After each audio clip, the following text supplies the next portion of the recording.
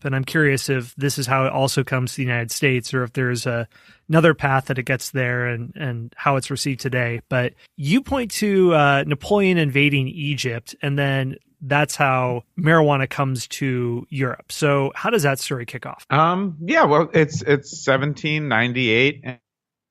And Napoleon he's actually invading Egypt and Syria, which were then part of the Ottoman Empire. And the plan is, they want to establish French colonial rule and push on to India. This is all part of a big sort of army of the Orient that he has raised. And, that does not work. They do not win. Colonialism, for once, is held in check. But while they're in Egypt, the French soldiers, very much the rank and file, make they make a couple of interesting discoveries. One is the Rosetta Stone. It is this same campaign. They're digging a latrine, these French soldiers, and they discover the Rosetta Stone, which, of course, has a decree in 3 different languages, and this unlocks a lot of our understanding of this is a word I always struggle to pronounce. Hieroglyphics. Yes, correct.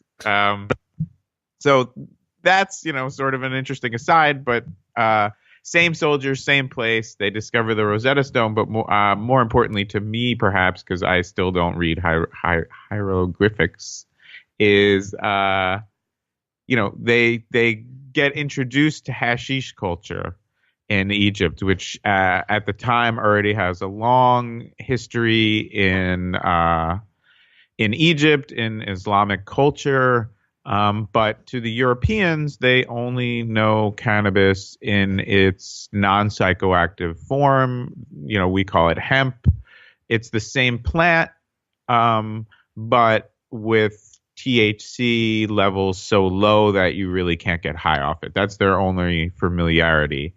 They come to Egypt, and I guess in their downtime from trying to conquer and oppress an entire people, they discover hashish, and they like it. Not surprisingly, most people, not everybody, it's not for everybody, but most people who try it tend to like it. And that doesn't go over so well, as it often does not, with the higher ups in the French military. Is it these soldiers that bring it back to Europe, or do the leaders in Napoleon's general staff, do they see a use for it? Do they think, okay, recreationally is okay? Or is it something among the lower ranks of soldiers that sort of gets smuggled back into Europe? Well, it's, I think the first thing that happens is this sort of goes up the, and you can imagine, if they had been winning, cannabis is one of the great scapegoats in the world. So I imagine if they had been winning in this military campaign, maybe nobody cares that the soldiers are smoking hookah and enjoying sort of these locally made edibles. But they're losing. Everybody's looking for somebody to blame. It makes it all the way up to Napoleon. And he issues under his own name a decree to the French army of occupation, and I will read it to you. I will not attempt to do a Napoleon imitation. All right. But if you want to, go for it. Not gonna happen. But so Napoleon's words to the soldiers are: "It is forbidden in all of Egypt to use certain Muslim beverages made with hashish, or likewise to inhale the smoke from hashish. Habitual drinkers and smokers of this plant lose their reason and are victims of violent delirium, which is the lot of those who give themselves full to excesses of all sorts." He really would have liked that movie in the 30s, Reefer Madness. Yeah, well, we always think of my partner Abdullah in the podcast. We both realized we're talking about Napoleon and weed, and I said to him, when you picture Napoleon, are you picturing the Napoleon from Bill and Ted's Excellent Adventure, the That's movie? exactly what I was thinking. Yeah, bowling, eating ice cream, going to Waterloo, the water park. Yes, yes. Okay, cool. So then we realized the whole idea of us doing a weed history show is probably prefaced in our shared love of that movie, although we never discussed it until Napoleon came up. But as you can imagine, so Napoleon issues this decree, and of course, that's the end of it. Nobody ever smokes hashish again, right? Exactly. It's done completely. Absolutely. Hey everyone, Scott here. We're going to take a very short break for a word from our sponsors.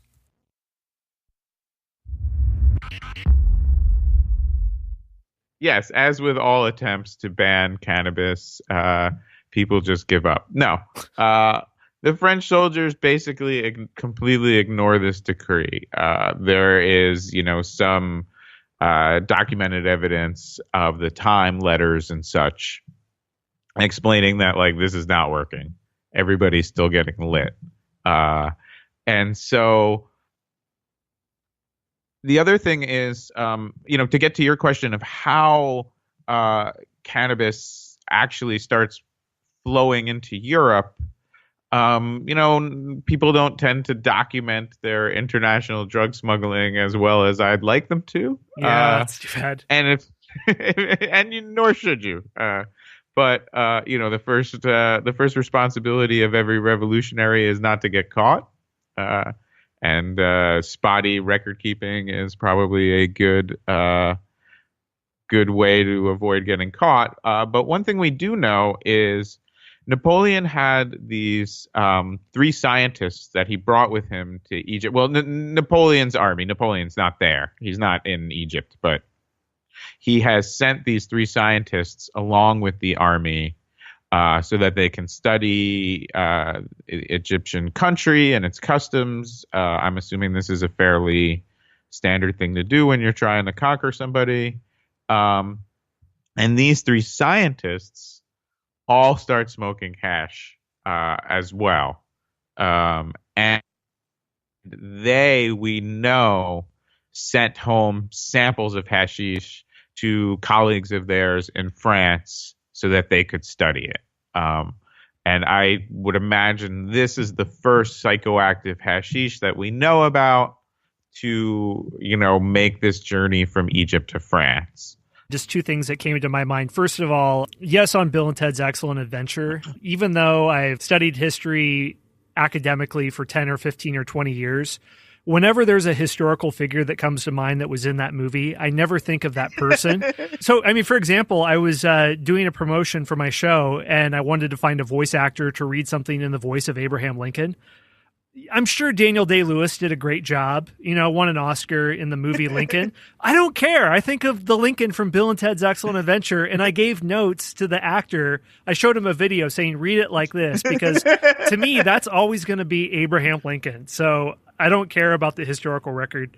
But the other thing with hashish and that quote from Napoleon, that's interesting because that tracks really closely with what different Ottoman provincial rulers in Egypt said about people using hashish. They would blame problems domestically. These are Egyptian rulers with smokers and consumers of this product. So the term assassin that we know of, a lot of people think, oh, well, that's because the secretive cult up in the mountains in Iran would all smoke this. Well, no, that's not the case. It's the term for just sort of scum, rabble-rouser was hashashi, or one who consumes hashish. They didn't necessarily consume it, but it's just from a ruler's perspective, those two are correlated. So I don't know, some stodgy old politician would just call someone a dopehead, even if they didn't smoke marijuana, but in their minds, the consumption of it was correlated with this type of criminal activity. So assassin and hashashi, this rabble-rouser, got connected with this group of people that actually went out and did political murder. So all that to say that Napoleon's perspective on these people is very similar to the rulers in Egypt themselves that would blame them for all these social problems. But yeah, to get back to your point on how it gets back to France and how we don't have records and all that stuff. Yeah, two quick counterpoints. One, I hope I'm breaking some news for you, but Bill and Ted's 3 is in the works, really? In production. Finally, that's been in development hell forever. Yes, with both Keanu and forgive me, Alex Winter. Hey, thank you. And Alex, it was right. I was coming in 1 second. Friend of the podcast, both of them, and the original screenwriters. Yes. So that is amazing. And to get to your other point, I think this is really important, and this is something in great moments in weed history that we come back to all the time.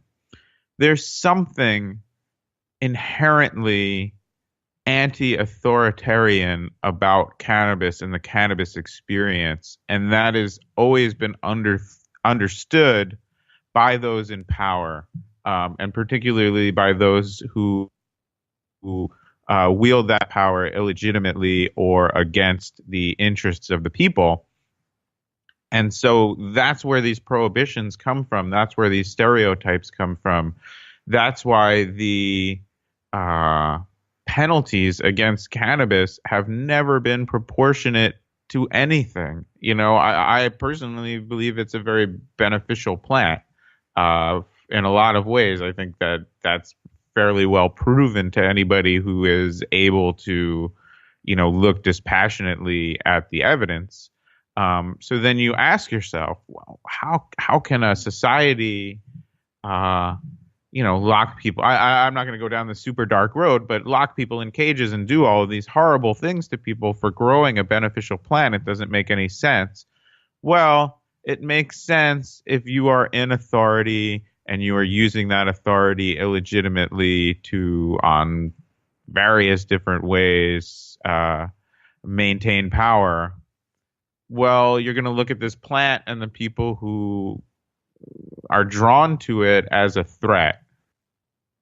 And that, as I say, so many of the episodes that we look at, it runs through that, whether it's on the micro level of just a single person or it's on the macro level, as you say, with these rulers of nations. It's the only thing that, in essence, does make sense. I like to say cannabis is not... let me get my own quote right. Cannabis is not anti-establishment because it's illegal.